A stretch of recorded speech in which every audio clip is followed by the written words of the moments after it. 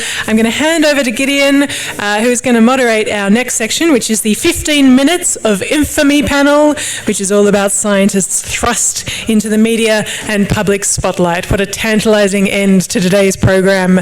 I'm going to hand over to Gideon. Thank you. Hi all. I'm just got my laptop with some notes on my fellow panelists. Can I ask my fellow panelists to please all come down? I think I spotted you all in the crowd. But we're just setting up at the moment. While you're on your way, I'll just quickly introduce myself. I'm Gideon Moravec-Katz. I am an epidemiologist and science communicator, and I have had the wonderful experience of being an epidemiologist during the pandemic, which has, I think, for all of us, all of the people who are going to be on stage here today, been something of a, I don't know, life-changing, life-destroying, maybe, to some extent, experience. Today, we're going to be talking about what it was like to go from being boring regular scientists, as almost all scientists are, extremely boring people, I think you will understand, to being, I guess, slightly more infamous than we perhaps would have wanted. Some quick introductions of my panel. I have the wonderful privilege of being the least qualified person on stage today, which is great. I'm the only non-professor, I believe, in the crowd. So we've got, I'm going to go from right to left here, seeing as you've sat in such a wonderful succession. It's almost exactly what I had written down in my notes. So we've got Professor Gregory Dorr, who's the head of viral hepatitis and clinical research program at the Kirby Institute at UNSW, and an infectious diseases physician at St. Vincent's Hospital. He's been involved in viral hepatitis and HIV epidemiological and clinical research and public health policy for 25 years. We've got Professor Christine McCartney, who's a pediatrician, an infectious diseases specialist and vaccinologist. She's the director of Australia's National Centre for Immunisation Research and Surveillance and a professor in the Faculty of Medicine and Health at the University of Sydney. We've got Professor Eddie Holmes, a world-leading authority on viral evolution whose work has transformed his field. He has revealed the fundamental processes of microbial evolution, determined the origin and evolution of major human pathogens, including influenza, dengue, and the AIDS virus. And then finally, we've got Professor Dominic Dwyer, a virologist and infectious diseases physician at Westmead Hospital and Sydney University. He was the Director of Public Health Pathology in New South Wales and Director of the Institute of Clinical Pathology and Medical Research at Westmead. So if you could welcome the panelists today.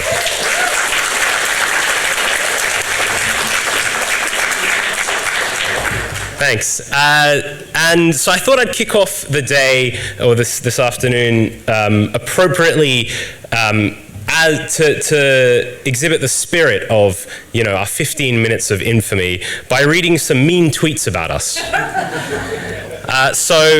To kick off, a mean tweet about me.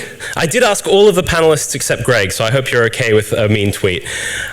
So here is another useless, ignorant, and overly confident harlot and academic destroyer of worlds, Gideon Moravec-Katz. That was for me.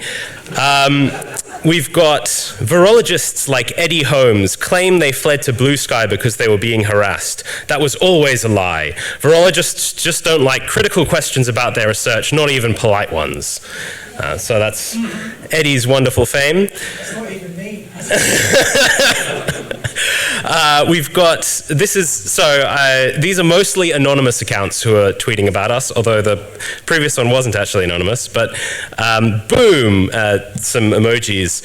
More hashtag QuantusGate revelations, this time involving the government grant buddies Raina McIntyre and Christine McCartney, apparently pressuring the chief medical officer to procure mRNA vaccines. Why the redactions?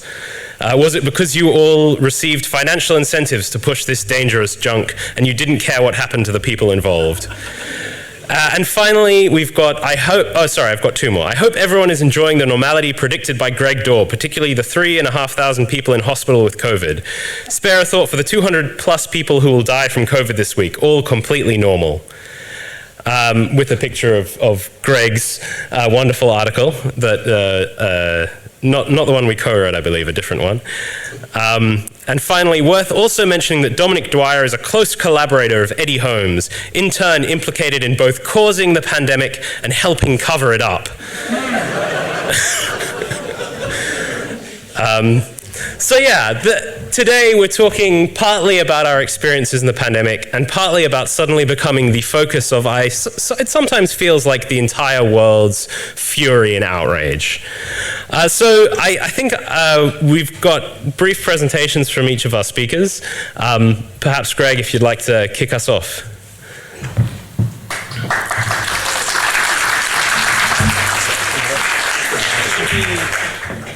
And do we have the slide?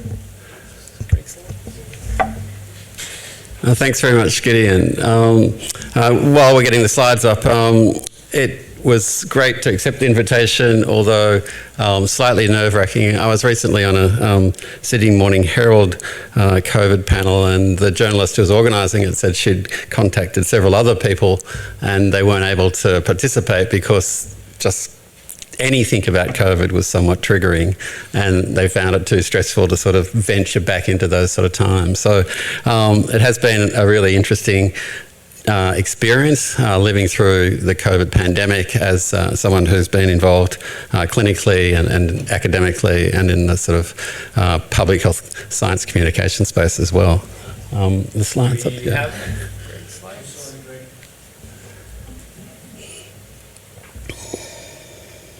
Of your presentation was 15 minutes of infamy, 15 months of inflammation, I think, something like that. I might be able to bring it up on my computer quickly.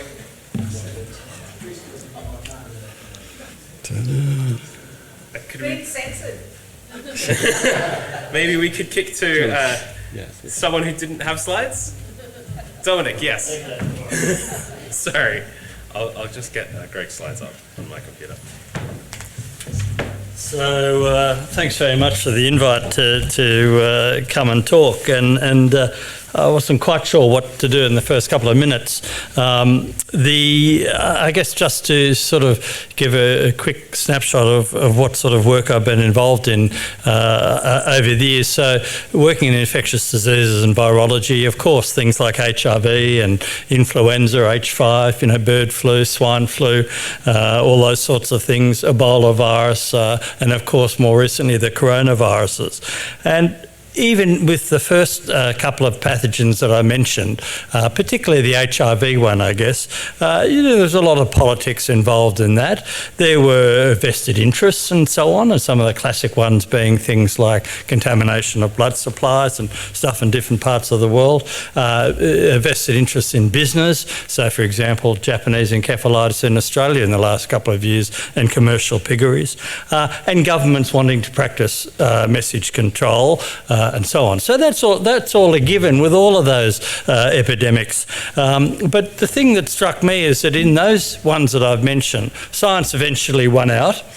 People accepted the science. There were mistakes made in the science. There were disagreements in the science and so on. But I think basically the world community accepted the science about HIV, accepted the science about the origins of HIV and these other viruses, and also accepted the science about the responses to these diseases, the treatments, the vaccines, and so on. So even though there were major disagreements and errors indeed, and of course, then we had SARS and SARS-CoV-2, coronaviruses, of course. Different types of epidemics. I worked in Beijing with WHO during the SARS outbreak at the height of that, but it was different because it was a hospital-based disease, so very different to SARS-CoV-2, localised to only a couple of countries really, and once you fixed up the hospital systems in those countries, the outbreaks went away. It did start in China. It did have an animal origin. Things were somewhat closed in China at that time, but there was a desire then to learn from the SARS experience by the Chinese and by the rest of the world. At that stage, we ran training programs, for example. Some of the provinces in China couldn't even, in their public health labs, didn't even do PCR for anything. So there was they were behind the game and compared to other countries, and therefore eager to learn. So then, again, with SARS, the science went out. Eventually, the origins were determined. It took a decade or more. Responses were made and successfully done in terms of managing the outbreak. Fine. Then SARS-CoV-2 came along, and I think this is where things have really changed. And I think it's changed for a number of reasons. These are purely personal. One is around the politics. So the politics in China is different in the last couple of years. The politics in the USA is clearly different in the last few weeks, let alone the last decade or so. The politics in Australia at the time of SARS-CoV-2 was also a little bit tricky. And indeed, the politics within the senior leadership of the World Health Organization was also problematic in those early days. And one could say that our rules-based sort of way of working, or order, if you like, is changing in a whole range of areas. The second thing is really the media, and we've heard Robin talk about that already. But the whole media cycle is different. The 24 hours news cycle, the access to media, the political groups behind certain media organisations, and intrinsically the confrontation that media wants to sell advertising and so on. Other parts of the media, I think, are also worth drawing out in SARS-CoV-2. I think we had people failing to declare conflicts of interest around positions they were taking. Nothing wrong with having a position about where this virus came from, or what should be done about it, or what sort of vaccine to use, etc. But you have to declare conflict of interest.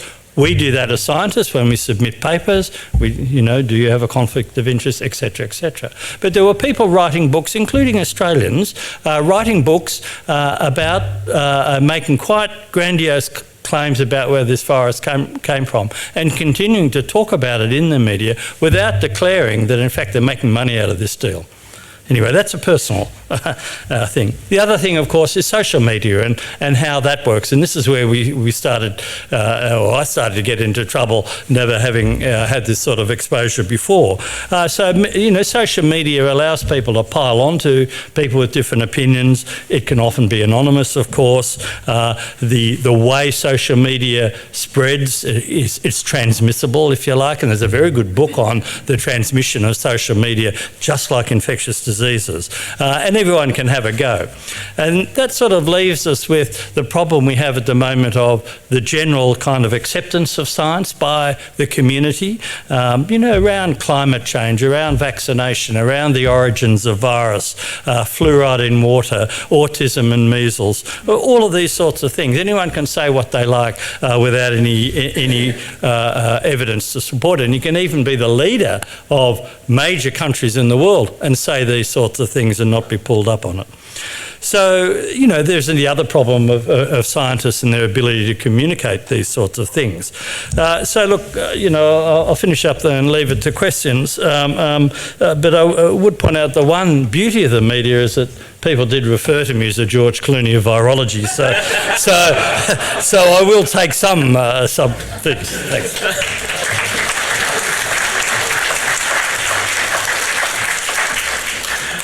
Yeah, that's particularly wonderful. So I think we've got your slides up now, Greg. Thanks very much. I was never called the George Clooney of epidemiology, but I'll build on some of the points that Dominic's made.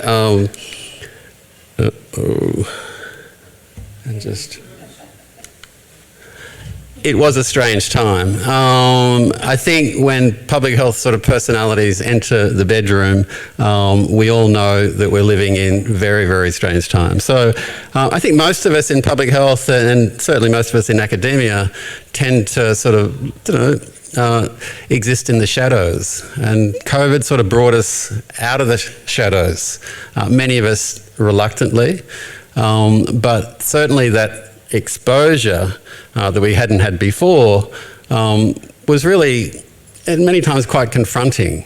This is just some of us from the Kirby Institute that were involved in sort of various sort of media work during the COVID pandemic. Gail Matthews had a Vogue spread. Raina McIntyre was obviously across a whole range of media outlets. And that was the same for all major infectious diseases and other sort of major research institutes. So many people that worked away at their sort of science and their academic work were thrust into the spotlight. And there's a lot of things that are triggering, and I'm sure many people are triggered right now, but clearly social media and the people that could utilise social media effectively were very sort of prominent during the COVID pandemic. But it gave us the opportunity to sort of comment on public health and public health approaches. And I personally really enjoyed that sort of interaction and that ability to put forward an opinion. Obviously, a lot of the time that was challenged, but that's part of, I think, trying to sort of put forward your academic work or your academic sort of opinions about public health. I was someone that was sort of late to social media. I'd been sort of somewhat badgered into sort of joining up. I remember summer 2019, proudly telling my teenage son that I had 1,000 followers, and wasn't that great? And my world was a very small world. It was a world of hepatitis, public health and academic work, and everyone played nicely, and we circulated academic work, and we had interactions around public health policy. But then COVID came along, and I certainly wasn't one of the leading social media sort of people, but I certainly got a bit of a gathering, and I certainly entered the fray, so to speak, in terms of science communication and the interactions. I really enjoyed some aspects of that. I mean, the interactions that you had with the community, the general community, were often really valuable, interesting. I was pretty open. I had lots of people contacting me through direct message. Rightly or wrongly, I used to give people advice around clinical issues and public health sort of issues. A lot of people were concerned about providing that sort of advice. I never was particularly sort of concerned about that. So I had a lot of interaction with the general community through that access. And I met lots of people. I met Gideon, and I published with people that I'd never known pre sort of COVID, academic lawyers, a couple of publications. And so it was a really wonderful sort of time to have a sort of broader perspective on things, having been relatively narrow in terms of my clinical and epidemiological sort of research work, to have that sort of ability to sort of mix and interact with a much broader, not just group of academic people, but generally across society, was really quite exciting. It also gave us the ability to sort of communicate and sort of put forward sort of not just views, but evidence. And I think many people sort of appreciated that capacity that we had as science communicators. It gave us the ability to highlight some of the work that we're doing. This is some of the post-COVID immunological work that we did, looking at long COVID and the immune dysregulation that was caused initially by long COVID. But I mean, the irony is that this paper became very prominent, had lots of citations, but was completely misinterpreted by lots of people. So that effect that COVID was having on the immune system led many people to say COVID was going to be like HIV. It was going to destroy the immune system, was going to cause long-lasting sort of chronic immune deficiency. Despite trying to sort of provide the evidence, that we followed up and did immunological studies 2 years post-COVID and showed that there was a recovery of that initial immune dysregulation. So many people interpreted things to suit their particular sort of stance and opinions. And look, it became quite confronting, and Gideon's put one example up in terms of some of the sort of interesting interactions that we had on social media. I had people writing to our director trying to get me removed from the Institute. There was a lot of sort of tension because of some of the sort of relatively forthright opinions I'd put forward from time to time.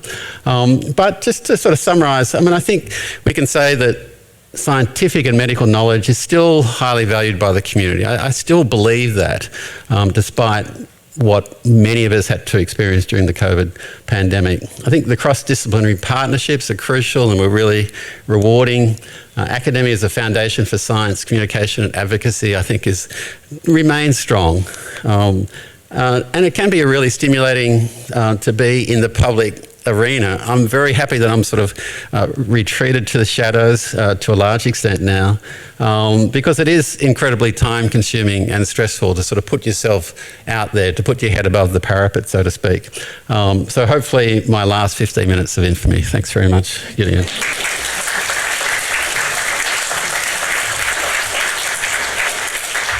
Yeah, thanks very much, Greg. Christine? Brilliant.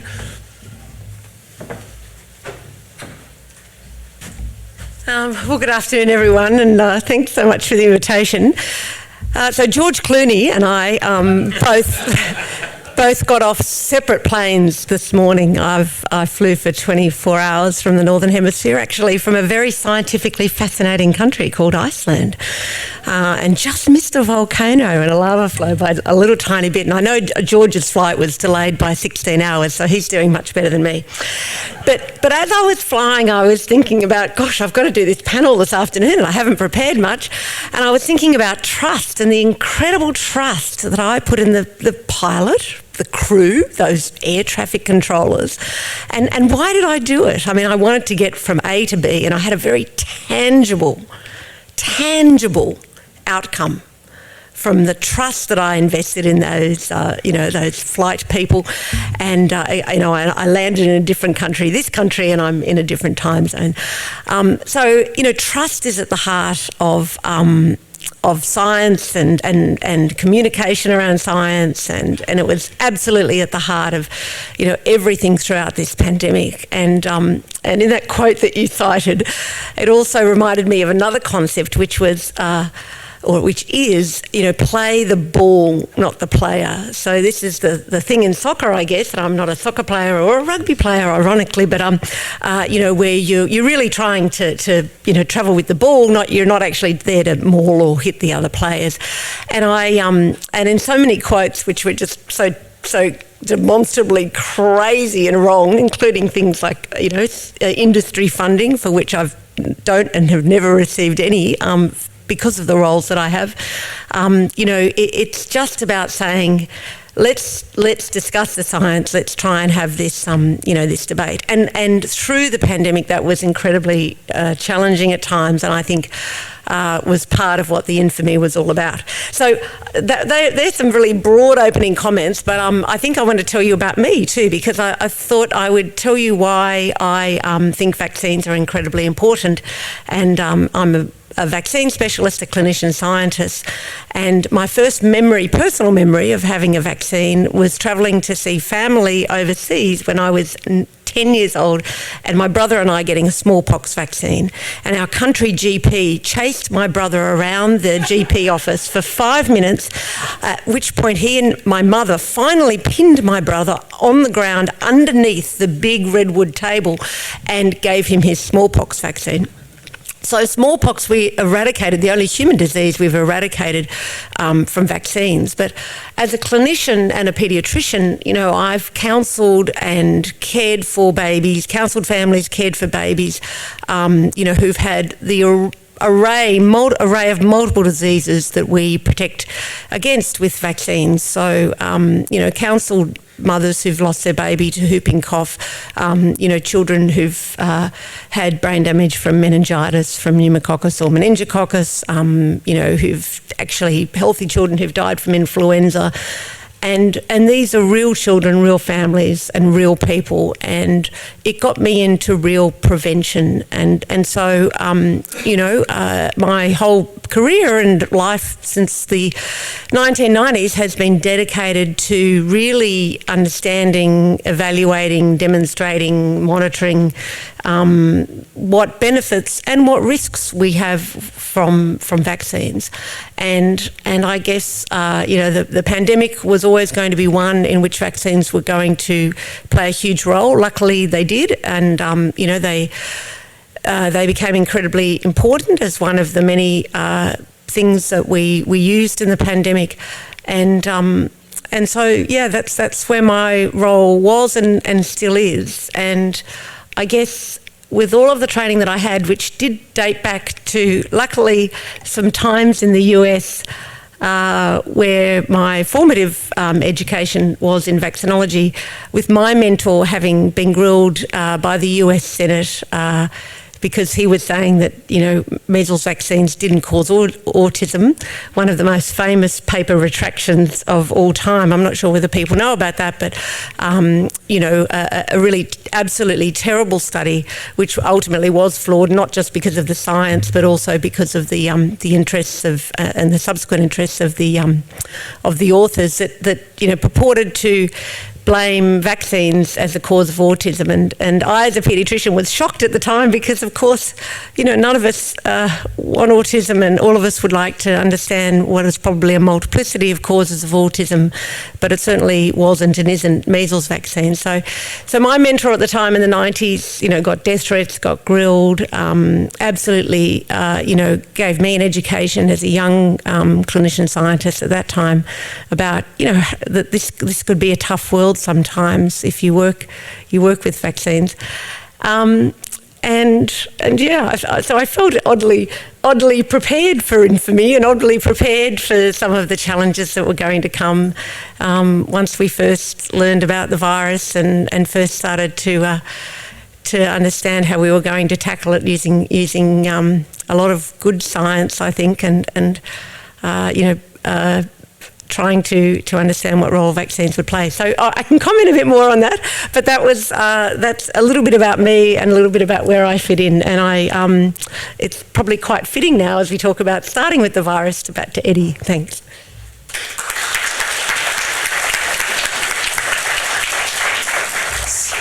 Can we bring up Eddie's slides?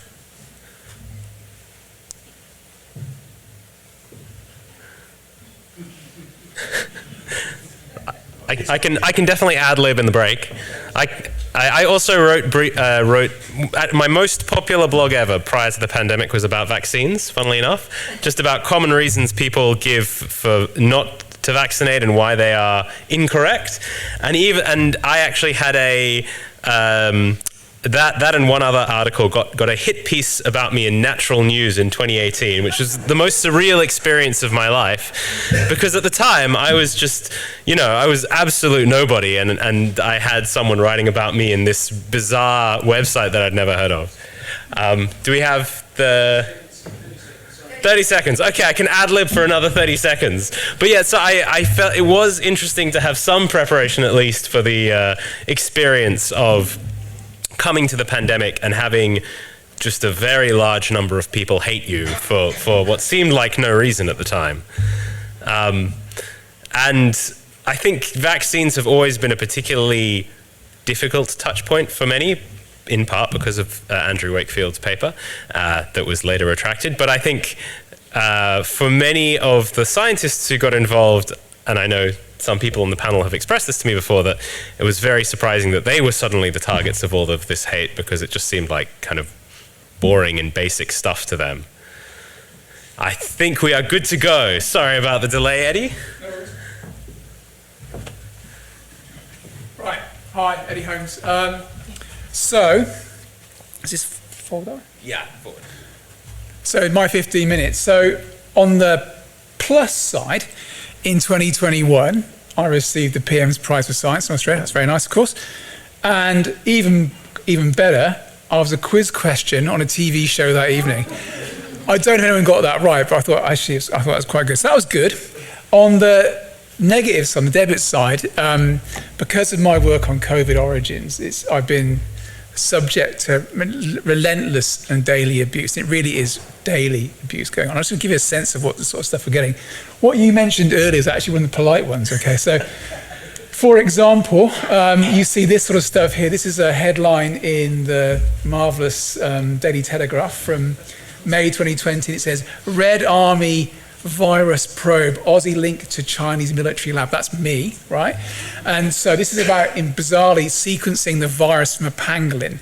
So quite whether the People's Liberation Army were making stealth pangolins, I don't know. But clearly it's a ludicrous story that came along. Also, tweets like this. Here it says, you can read this, I'm a fraud and disgrace to my profession. So bear that in mind when you listen to this, right? And it mentions, what I'll come on to in a second, that I'm one of the fraudulent authors of a paper called the Proximate Origins paper. This was in Nature Medicine. And it was kind of the first paper to conclude that SARS-CoV-2 has a natural origin, which I'm sure it does. But that paper has been the touchstone for so much hate, like absolutely relentless. And it's actually I think that paper's the highest altmetric score of all time, because it's so talked about and tweeted about and that kind of thing. And people think we kind of frauded stuff like this, which is ridiculous. My favourite one, though, was this, and I hope this comes, it might be a bit small, if not, I'll read it to you. Oops, I'll go back. So this was, this panel's me in the way, actually. So this was a guy who claimed to be, thank you, Colonel Alexei Potemkin from the Russian intelligence unit. Right now, if you look him up online, he is the FBI's most wanted person ever, right? And so he emailed me and my colleagues about SARS-CoV-2. And can you read what it says at the bottom here? Shall I read it out to you? So it says basically the GRU, that's the Russian intelligence unit, has a cure. This is about April, May 2020. They have a cure for COVID. While the Americans have been carrying their basements, weeping uncontrollably and clutching the hoards of toilet paper, the GRU have been calmly developing a treatment. Some of the initial research was done in Australia, but because the American alliance, they aren't allowed to take it further, so we picked it up. It gets better, and it says a bit further, they've got a cure bit for it, and it says, P.S. don't give any to Peter Dutton, though. Which, at this point, I thought this is probably not Colonel Alexei Potemkin who wrote me that email. And in fact, he's written this, whoever it is, I guess it's some kid in the basement in Blacktown or something. Whoever it is actually very entertaining. He's written lots, he's very good in, anyway, so that's kind of the sort of stuff I was getting. So that was all, I can kind of handle this. What is more serious, though, and I'm going to mention this, is much more serious, and you're seeing it play out right now, is what's happening in the US. And, I've gone. In July last year, the US House Select Committee on the Coronavirus Pandemic called the authors of this Proximate Origin paper to testify in front of Congress. So because Bob Gary and Kristen Anderson are American and worked in America, they had to go. Myself and Andrew Rambo, who co-authors, because we don't have to go, we're not Americans. So they invited me to attend at my own cost, right, in my own time, to fly myself to Washington to be harangued for 3 hours by Rand Paul. I politely declined. In fact, I didn't politely decline at all. I declined, and they still left a little name tag there, just to show that I wasn't there. And this was pretty bad. But what's going to happen now is this is a walk in the park for what's going to happen next year, and it's going to go absolutely on steroids because the Republican Party are now empowered. They've got MAGA power, and there will be a concerted attack on scientists, on virology, on my colleagues, on public health, on infectious diseases, and it's going to be absolutely brutal. And as someone said, if you mix science and politics, you get politics. And so, I'm very fearful what's going to happen, particularly to Bob and Christian next year. And all we did was we wrote a paper in Nature Medicine. That was, in fact, if I go back a slide. Actually, my favourite quote, sorry, and Greg's judging the way, was someone wrote online, I was like, this is during the Barbie Oppenheimer films, they wrote online, I was like Oppenheimer without the sense of regret or the security clearance, which I thought was actually quite insane. Anyway, so this is what I'm most concerned about, and I think there's a very strong anti-science movement now in the US, and they're actually they have the reins of power, and I fear for what's going to happen. I really do. I'll stop there.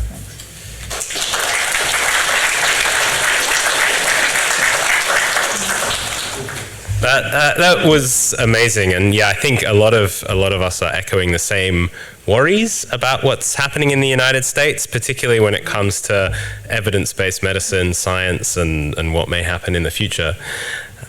So I have a list of questions.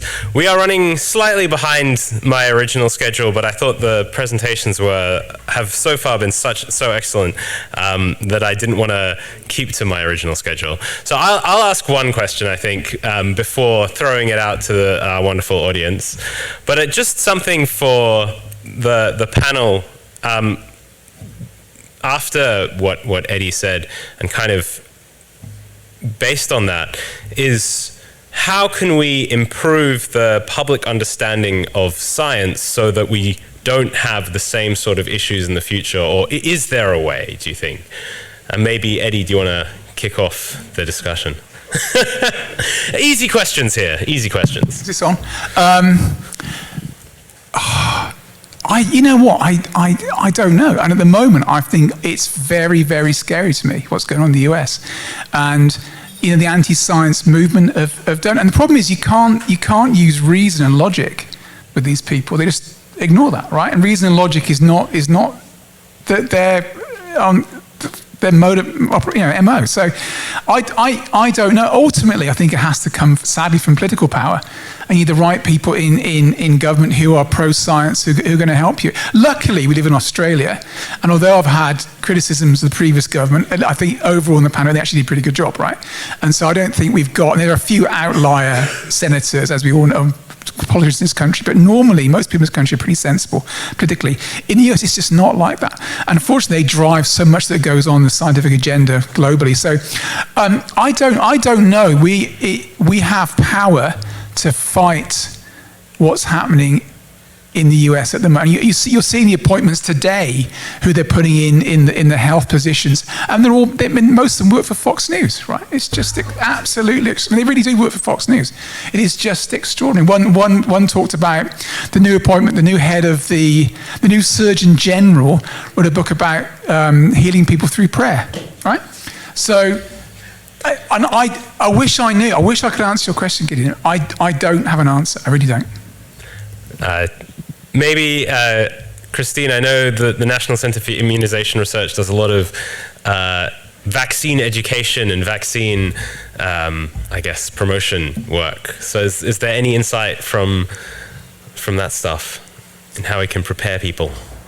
Look, it is a really, it's a remarkable time to think. And I always felt like we were going to come out of the pandemic and things are paradoxically going to be quite difficult for some considerable time after the pandemic. Perhaps not paradoxically, but there would be an economic downturn. There would be much more drawn out, perhaps less tangible effects of the pandemic. And I think this is possibly one of them now, and it's understandable in some ways. I mean, people are bruised and battered by all of the things that were suffered through the pandemic. I mean, by living through strict public health control measures, by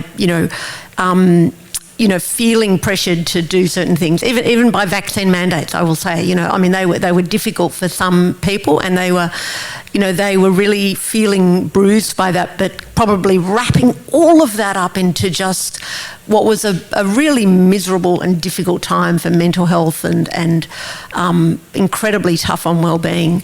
But I think, and I'm full of cliches this afternoon, but you can't throw the baby out with the bathwater, just another cliche. And we've got to remember that, okay, like we were pissed off for a while with, being locked down. We were, pissed off with being told to have another booster and whatever. But let's not actually turn that into saying, okay, all public health measures are bad, or all vaccines are bad, or all science is bad, and let's just continue to really strive to look at the evidence. So one of the things that concerns me in the current environment is that people are going to go quiet, and that people are going to feel concerned to speak up. And one of the things just before the US election was this reporting that the big corporations are kind of going silent on the election. because they didn't want to be in a position whereby the incoming, government would be disfavouring them or whatever. And I think that's just, I guess it's a reality, and they're commercial entities. But, in science, in health, in public health, in public good, we can't be silent, and we've got a call to generate as much, if not more, really credible evidence and good science communication, because if we don't, we'll go really backward rather than going forward at a time when we can go forward, because we've learned a lot of good stuff from the pandemic if we apply it. It sounds a bit like you're arguing against that we shouldn't be fading into relative obscurity as we move forward. But I know that it is, as Greg said, sometimes quite a relief not to constantly have people asking me at least, about the pandemic. I remember one wonderful thing that was happening was that every one of my relatives was sending me constant messages asking me, should I be washing my hands after touching doorknobs, or where and when should I wear a mask, which generally was, I said, according to the legislation, and if you want to do it more, it won't hurt. But yeah, I think that it is a powerful message that we need to learn from and move forward. And take some of these things that we've learned in the pandemic with us. So I think it might be a good time to throw to the audience, with about 15 minutes left and our wonderful roving mics. I'm sure people have lots of questions, and I think we've got one in the middle over here, one over here, and okay, please. Thank you for the picture of Brett Sutton. I found that very triggering being from Melbourne. My question is it known what the mechanism was why Melbourne kept spiralling out of control? Is that known in the scientific community? Because we certainly haven't received any communication about that through the press. I think with all of it's always a mixture of the virus and how it behaves. It's then also a mixture of how humans behave, and then it's a mixture about in addition to what are the public health interventions. So, for example, in Australia, we really had very little COVID for the first year or so because we closed the country down. Fine, work the trade. Open up the country, then you start to get outbreaks. And the outbreaks are often little leaks from control measures, which is to be expected with a virus that's, quite highly transmissible. So I think, outbreaks in southwestern Sydney, in the northern beaches, in the eastern suburbs of Sydney, let alone Melbourne and elsewhere, is really humans coming in contact with the virus, obviously, but then how they move in the community is what then leads to outbreaks. So there's just been a recent review by the government about what lessons we can learn from the pandemic and how we've dealt with it. Would you, in the panel, if you've read it, could you tell us what lessons have been up the top? That's good. Good to get easy questions again. We haven't got time. I think it's a seriously big issue. But I guess for this audience and for any other audience, the messages are about understanding that the science has got to be done, that it's got to be done well, because it wasn't always done well during SARS-CoV-2, and that science, those results have to be given to the people in power, the politicians and the lawyers and so on, to design appropriate responses. The data has to be shared across the country and in between countries as well, and the whole data management and all of those sorts of things. There's a million different factors that go into it, but I think the key one is doing the science well and supporting the science to be done well. If I add one thing, I think on the vaccine side, the vaccines were designed incredibly quickly and they work very well. There was a global problem.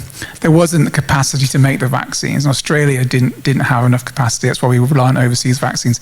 So globally, we need to build surge capacity that if something else comes up in the future, we can produce vaccines quicker. And I think that was one of the major lessons, including Australia, that comes out of the pandemic, actually. I mean, I think going forward, one of the issues will be that balance between public health benefit and individual rights, and how we calibrate that in subsequent sort of pandemics. I think Australia did an amazing job. The community stepped up in terms of the restrictions. They stepped up in terms of testing. They stepped up in terms of vaccination. But there came a point, mid to late 21, where the restrictions weren't sufficient to control the virus, and then there was this tension between how they were going to be sort of eased, and that's where a lot of sort of divided opinion came through. But we still, I think, had a very strong sort of element of medical advice. Now, the politicians didn't always take that advice, but at least that advice was provided in a systematic and a comprehensive sort of manner through sort of committees that were set up. So I think that underpinning was really sort of crucial throughout the pandemic. Yeah, I mean, I would just add on the data, and it's such a little four-letter word, isn't it? But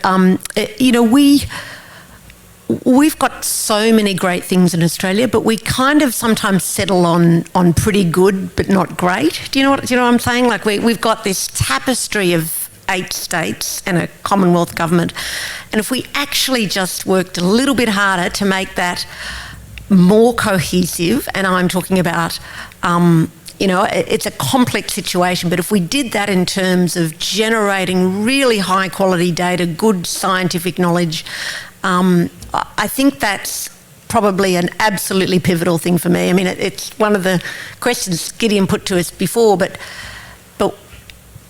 we have a lot of really well-managed, anonymised, appropriately, secure data sets, but they're not linked up strategically and well enough to generate the sort of insights that we absolutely could be generating that would inform more nuanced responses. So absolutely agree with Greg that we've got to get, and we can get more nuanced in our responses, but we can't do it unless we really are on top of what's going on.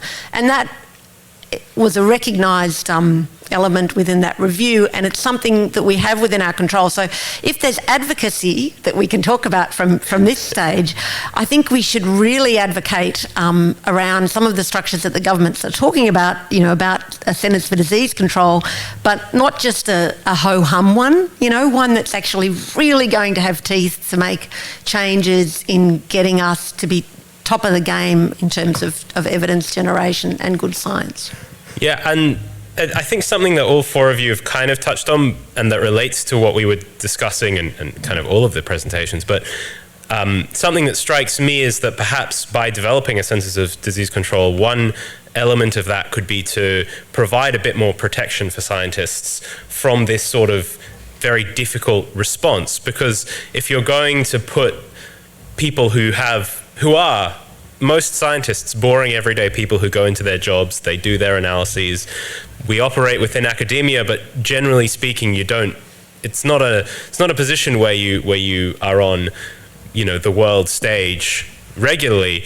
There should be some sort of support and protection from the government to help people do that when things like publishing a fantastic paper in one of the best journals in the world draws the ire of 1 million crazy people online.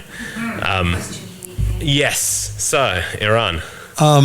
As a skeptic, I'm obviously particularly interested and worried about the implications of everything that's happened around the pandemic with regards to trust in science and scientists. And obviously, there's part of it is political, which we can't control, at least not the people in this room. I'm just wondering if you have any views around what scientists and scientific institutions could do better, and in particular, the question of whether uncertainty has been communicated well enough, because a lot of the issues that it appears to me in the public perception have been around scientists seem to be really sure but then change their mind. Now, of course, we know that's not exactly the way science works, but I'm just wondering what your opinion is.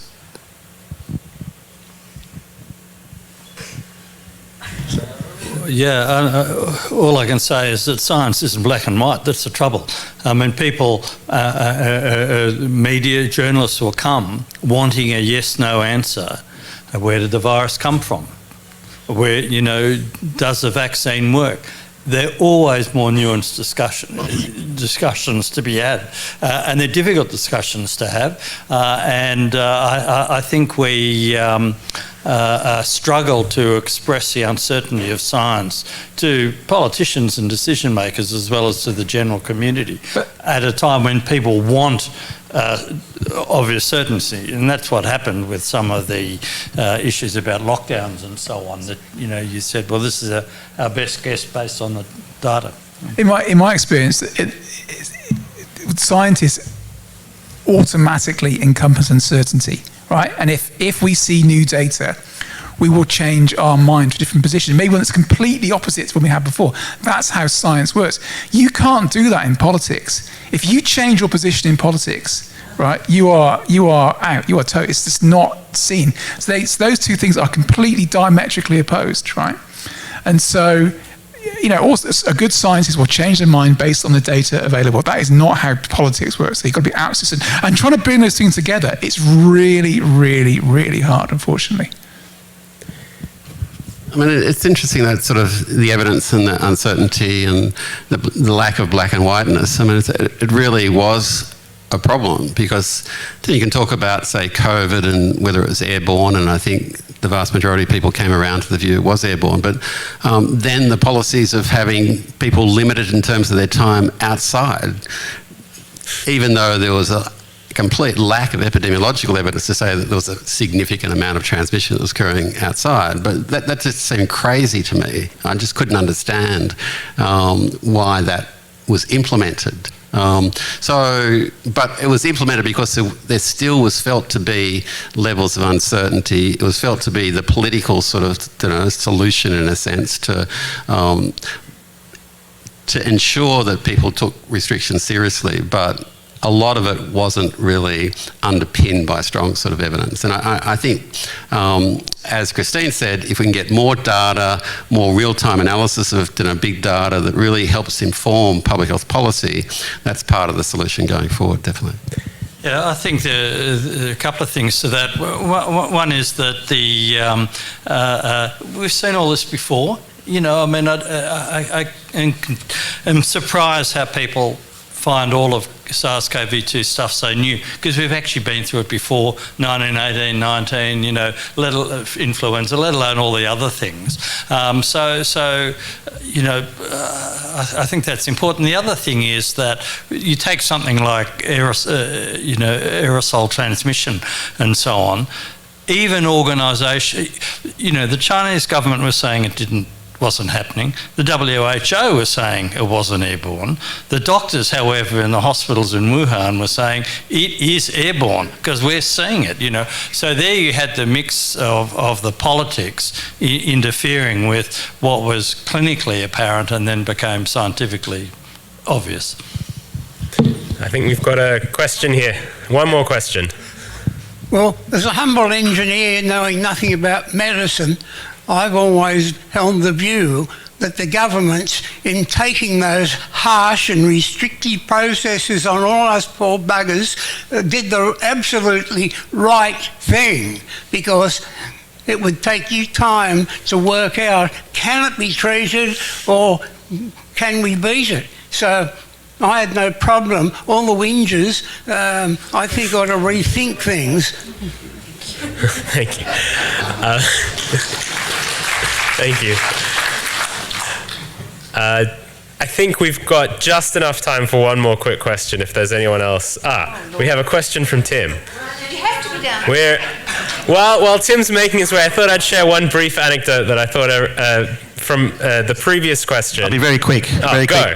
Back in the mid-1980s, Barry Jones, you'll remember, was the science minister, and a certain, I don't know which year it was, but the government cut back on the science budget dramatically. And Barry Jones said to his scientific community, "Where were you? You're all a bunch of wimps." I mean, do scientists have to be activists? Anyway, they do, okay. It looks like everyone says yes. Anyone want to disagree? I mean, I agree scientists can be advocates, but as long as that activism doesn't move them away from really evaluating the evidence and being open to shifting their view based on the evidence. So, you know, it is a balance. I think you've got to be careful of being too much of an activist sometimes in the areas that you're passionate about, where you really want to be an advocate, but you just have to be careful not to overstretch. Yeah, I think there was a very good blog post, I think it was, by Stuart Ritchie, who's an author and a skeptic from the UK, and he said that scientists are, I think it was Stuart Ritchie, it may have been one of his colleagues, but he said scientists are activists because scientists are people, but we all agree that ideally, the ideal scientist would be neutral, would be perfectly neutral, so that we can just appraise the questions and provide facts like some sort of automaton. But because we live in the real world, we all have opinions, and that leads us to express them publicly. So I think we are at the end. I have been signalled from above. So I would just like to say, please, thanks so much, all four of these brilliant scientists. We're thanking them not just for coming today, but also for putting up with Australia's and the world's most unpleasant people online for 4 whole years. So thank you all.